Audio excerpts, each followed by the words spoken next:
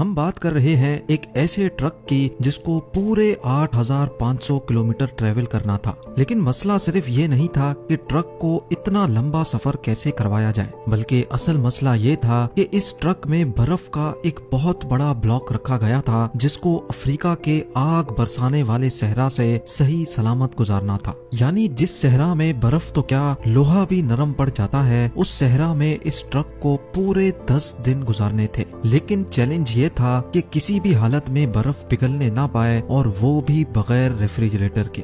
Zeme TV की videos में एक बार फिर से खुशामदीद। नाजरीन, ये बात है 1959 की, जब पूरी दुनिया की अटेंशन एक आइस ब्लॉक ने घेर रखी थी। ये आइस ब्लॉक 3050 केजी वजनी था और इसको दुनिया के एक कोने से दूसरे कोने तक पहुंचाना था, और वो भी बगैर रेफ्रिजरेशन के। यानी इसका स्टार्टिंग पॉइंट था नॉर्वे का शहर मोई राना, और इसका एंडिंग पॉइंट था लिब्राविल, जो सेंट्रल अफ्रीका में एक शहर है। लेकिन आखिर ऐसा किया क्यों जा रहा था? इस आइस ब्लॉक को इतना दूर क्यों ले जाया जा रहा था?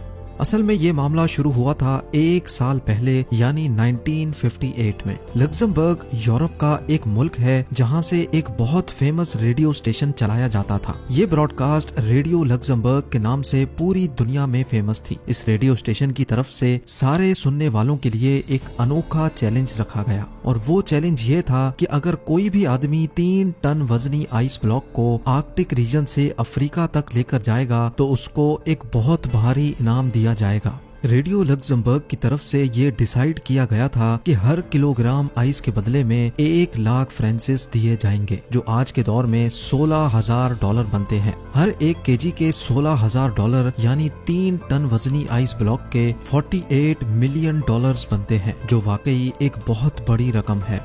लेकिन इस चैलेंज के कुछ रूल्स भी थे। पहला रूल तो ये था कि ये आइस ब्लॉक 1 पीस में लेकर जाना है। दूसरा रूल था कि इसको सिर्फ बाय रोड ट्रांसपोर्ट किया जाएगा। तीसरा और सबसे मुश्किल रूल ये था कि चैलेंज को पूरा करने के लिए रेफ्रिजरेटर का इस्तेमाल नहीं किया जा सकता। रेडियो लग्जमबर्ग ने इतना भारी इनाम इसी वजह से रखा था क्योंकि उनको अच्छी तरह मालूम था कि इतना बड़ा आइस ब्लॉक आर्कटिक रीजन से अफ्रीका तक लाना किसी भी सूरत में मुमकिन नहीं है, क्योंकि ये कोई छोटा मोटा सफर नहीं, बल्कि ये सफर पूरे 8500 किलोमीटर लंबा है, जिसमें 2500 किलोमीटर अफ्रीका का वो सहरा है जहां टेम्परेचर 50 डिग्री सेंटीग्रेड होता है। यानी बर्फ जो फ्रीजर से निकलते ही मिनटों में पिघल जाती है, वो भला इस हफ्तों लंबे सफर में सही सलामत कैसे मंजिल तक पहुंच पाएगी। रेडियो लग्जमबर्ग ने ये चैलेंज तो दिया, लेकिन यही चैलेंज उनको किस मुश्किल में फंसा देगा इसका उनको अंदाजा भी नहीं था।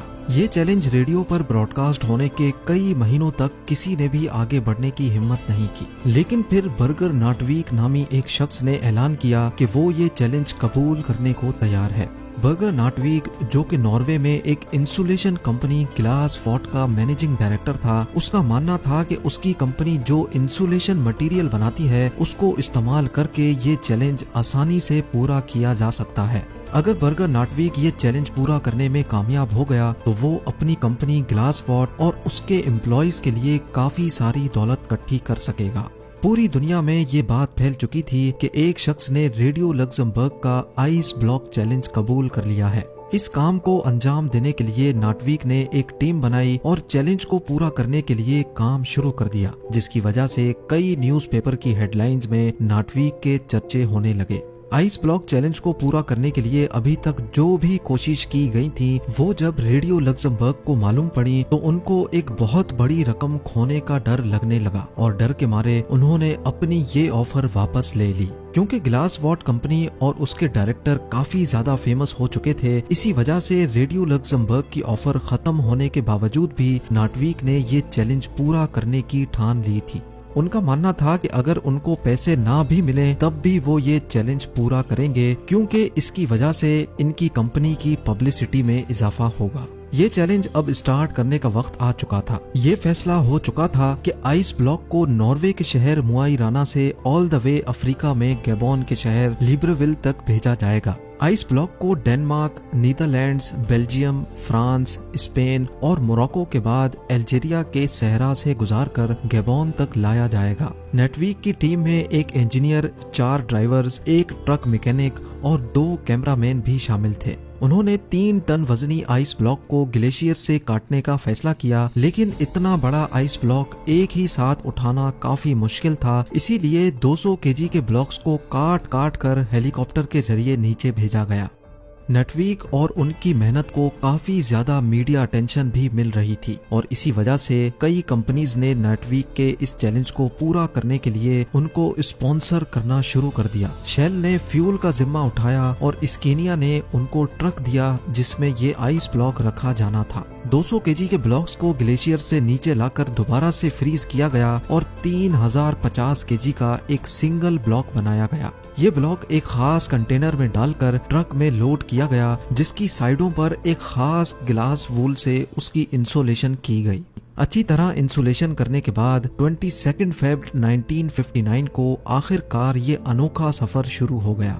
शुरुआत का सफर तो काफी ज्यादा आसान था क्योंकि इन इलाकों में मौसम भी काफी खुशगवार था और रोड्स भी ठीक ठाक थे। क्योंकि ये न्यूज पूरी दुनिया में फैल चुकी थी, इसी वजह से ये ट्रक और उसका क्रू जिस भी बड़े शहर से गुजरते थे, वहाँ के लोग उनका इस्तकबाल करते और नारे लगाकर उनका हौसला बढ़ाते थे। जैसे जैसे उनका सफर बढ़ता जा रहा था, उनकी पब्लिसिटी में मजीद इजाफा होता जा रहा था।